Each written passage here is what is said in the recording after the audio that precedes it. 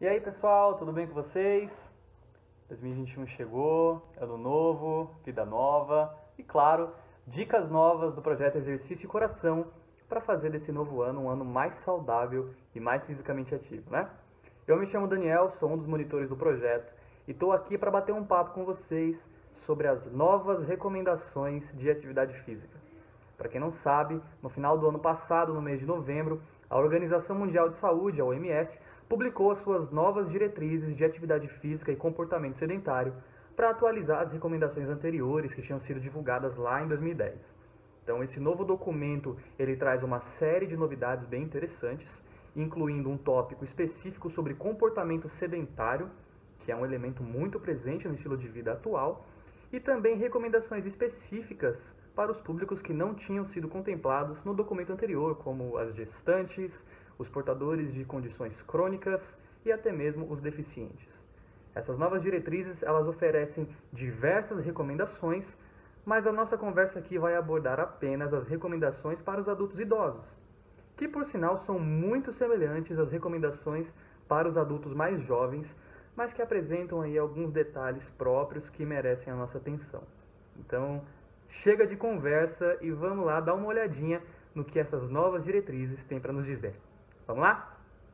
Pois bem, dentre as muitas novidades que esse novo documento nos traz, a primeira delas já está estampada na sua própria capa, que é esse logo bem bacana, bem bonito, que nos mostra pessoas com características diferentes realizando atividade física ao redor do mundo. Esse logo é uma novidade porque ele não estava presente no documento de 2010 e ele aparece agora nas novas diretrizes de 2020. Essa imagem representa muito bem a ideia das novas recomendações, que é fomentar a atividade física para todos os grupos populacionais, porque a atividade física realmente pode ser benéfica para todos. Por mais interessante que esse logo seja, não é exatamente sobre ele que eu quero conversar com vocês. Então, vamos avançar um pouquinho no documento até chegar na seção de recomendações para os adultos idosos, porque é neste ponto que aparecem os principais tópicos que eu quero comentar nessa conversa. Nas diretrizes de 2020, assim como havia sido elencado no documento de 2010, a Organização Mundial da Saúde considera um adulto idoso como aquele indivíduo que tem 65 anos ou mais de idade. Para os adultos idosos, assim como para os demais grupos incluídos nessas recomendações, a atividade física ela é sugerida nos seus mais diversos contextos, então ela pode aparecer como um momento de lazer, como um meio de deslocamento, no ambiente de trabalho e até mesmo durante a realização das atividades diárias, aquelas atividades de caráter doméstico. Tudo isso para mostrar que a atividade física, em qualquer formato, em qualquer quantidade, em qualquer situação, ela deve ser incentivada, porque qualquer atividade física já é melhor do que nenhuma. Se nós pensarmos agora especificamente com relação aos momentos de lazer e tempo livre, mas isso também se aplica aos outros contextos como trabalho, deslocamento e cuidados da vida diária, a Organização Mundial da Saúde recomenda que o adulto idoso procure acumular ao longo da sua semana de 150 a 300 minutos de atividade física aeróbica moderada ou de 75 a 150 minutos de atividade física aeróbica vigorosa, ou ainda uma combinação de ambos os formatos. Aqui nesse ponto é importante lembrar uma coisa. Essas quantidades de atividade física que a OMS recomenda são quantidades preferenciais. Isso quer dizer que, se possível, faça essas quantidades. Se não for possível atingir essa quantidade ao longo da sua semana, procure fazer aquela quantidade que melhor se encaixar na sua rotina, no seu cotidiano. Comece fazendo aos poucos e, na medida do possível, procure aumentar ao longo do tempo até que você consiga atingir as quantidades recomendadas. Se você não conseguir atingir tudo, faça aquilo que você conseguir fazer. Lembrando que qualquer atividade física já é melhor do que nenhuma. Tudo bem? Aqui pode surgir também uma outra pergunta relacionada a o que seria uma atividade moderada e o que seria uma atividade vigorosa.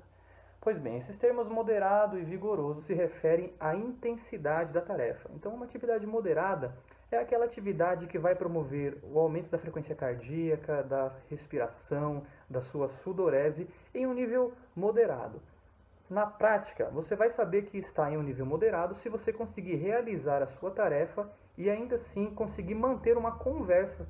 Se você conseguir se exercitar e conversar ao mesmo tempo, mantendo a sua fala estável, isso é um indicativo de que você está no nível moderado. O nível vigoroso, por sua vez, ele apresenta os mesmos efeitos, só que em maior escala. Então, a sua frequência cardíaca, a sua respiração, o seu suor, ele vai aumentar em maior medida do que no nível moderado. E, diferentemente do nível moderado, no nível vigoroso, você dificilmente vai conseguir conversar, porque você vai precisar ficar parando para retomar o fôlego. Esses são exemplos do que é uma atividade moderada e uma atividade vigorosa. Se você quiser se aprofundar um pouquinho mais nesse assunto, eu deixo aqui uma sugestão de material bem bacana que está disponível nas redes sociais do Projeto Exercício e Coração, tanto no Facebook quanto no Instagram. Você pode achar essa postagem e lá você vai encontrar uma explicação um pouco mais detalhada sobre esses formatos de atividade, assim como encontrar alguns exemplos e algumas dicas para implementar no seu dia a dia. Beleza? Fica essa dica aí para você. Vamos voltar aqui para as diretrizes e continuar falando das atividades aeróbicas, porque a OMS tem ainda um outro ponto apresentado nesse documento. Esse ponto está relacionado às quantidades adicionais, ou seja, se o idoso quiser um benefício adicional para a sua saúde, é recomendado que ele procure fazer quantidades maiores do que as que estão sendo recomendadas nessas diretrizes. Então, para quem quer um benefício adicional, a OMS recomenda que se procure fazer ao longo da semana mais de 300 minutos de atividade moderada ou mais de 150 minutos de atividade vigorosa. Mais uma vez, deve-se lembrar que são quantidades recomendadas. Se você não conseguir atingir essa recomendação, faça o quanto for possível. Aqui também cabe um outro comentário a respeito dessas quantidades. Por quê? Porque no primeiro momento a gente vê 300 minutos, 150 minutos e se assusta, parece muito. Mas é sempre importante lembrar que essa quantidade ela é relacionada à sua semana como um todo. Então, são 300 minutos, 150 minutos ao longo da semana e que, portanto, podem ser fracionados nos diferentes dias. Então, se você quer se exercitar por 300 minutos ao longo da sua semana, isso seria equivalente a, por exemplo, fazer 1 hora de atividade por dia de segunda a sexta. Ou, se você quiser atingir 150 minutos por semana, seria o equivalente que 30 minutos por dia. E ainda assim existe a possibilidade de você fracionar a quantidade do próprio dia. Por exemplo, se eu não consigo fazer uma única sessão de 30 minutos, eu posso fazer 3 sessões de 10 ou 6 sessões de 5 minutos. Fica a seu critério. A forma que você julgar mais conveniente de se organizar está valendo. O importante é encontrar uma forma que te ajude a se exercitar e, se possível, atingir as recomendações. Beleza? Continuando agora com as recomendações, a gente sai um pouquinho das atividades aeróbicas e entra no formato do exercício de força. Os exercícios de força também são recomendados para os idosos. E diferente do que muitas pessoas acreditam, os seus benefícios não são apenas para jovens e adultos. É por isso que a Organização Mundial da Saúde recomenda que, se possível, ao longo da semana, o adulto idoso procure trabalhar os grandes grupamentos musculares em pelo menos 2 dias da sua semana. Mais uma vez, se possível. Se você não conseguir treinar força 2 dias na semana, comece treinando 1 dia na semana ou o que for possível. E na medida do tempo, tente ir aumentando. Ok? Um outro formato de exercício que aparece nessas recomendações são os exercícios de equilíbrio. A Organização Mundial da Saúde recomenda que o adulto idoso procure trabalhar na sua semana o exercício de equilíbrio em pelo menos 3 dias da semana. Se não puder 3, trabalhe 2 ou 1 dia. Mas o importante é que você dê atenção para os exercícios de equilíbrio, porque eles têm um significado muito importante para o adulto idoso. Aqui é muito importante comentar que o trabalho do equilíbrio é uma recomendação específica para os idosos e que não aparece para os adultos, pelo fato de que os idosos têm maior preocupação com a ocorrência de quedas e de todas as lesões que podem ser originadas a partir desses eventos. Então, para eles, o trabalho do equilíbrio ele tem um significado e uma importância maior do que para um adulto mais jovem. E é por isso que a OMS destina aí um tópico específico para esse formato de exercício nas recomendações para os adultos idosos. Então, se nós tomarmos em conjunto agora todas as medidas de atividades aeróbicas, as quantidades adicionais, os exercícios de força e os exercícios de equilíbrio, nós veremos que essas medidas concorrem para a melhora de importantes indicadores de saúde, como a diminuição do risco de mortalidade, seja por todas as causas ou por doenças cardiovasculares, a diminuição da incidência de hipertensão, diabetes do tipo 2, alguns tipos específicos de câncer, como o câncer de cólon e o câncer de mama, a melhora do controle de doenças metabólicas, a melhora da saúde mental, da cognição, da qualidade de sono, a diminuição do risco de quedas e de todas as lesões que são decorrentes desses eventos. Todos esses desfechos eles são melhorados pela atividade física e isso está cientificamente comprovado. As recomendações da OMS são baseadas nos dados disponíveis na literatura científica que atestam que o idoso pode se beneficiar em diversos aspectos a partir da prática regular de atividade física. Ok? O outro ponto interessante nessas recomendações está relacionado ao comportamento sedentário. É uma recomendação inédita. Este tópico não havia sido elencado no documento de 2010. E a OMS recomenda que o adulto idoso procure, ao longo da sua semana, diminuir a quantidade de tempo gasto em comportamento sedentário e, sempre que possível, opte por substituir esse tipo de comportamento por alguma atividade física. Aqui você pode me fazer mais uma pergunta, que é: o que é um comportamento sedentário, Daniel?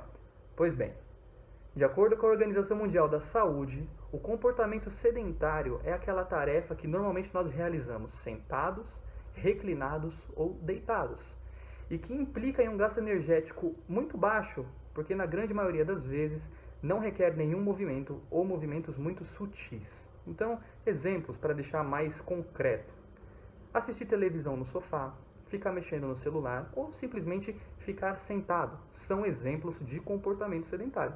Então, se você gasta grande parte do seu tempo diário neste tipo de comportamento, é muito provável que você esteja aumentando as suas chances de sofrer algum malefício ou algum desfecho negativo para a sua saúde. Então, sempre que possível, opte por substituir o comportamento sedentário por alguma atividade física de qualquer duração e qualquer intensidade que seja, até mesmo atividades leves. Beleza?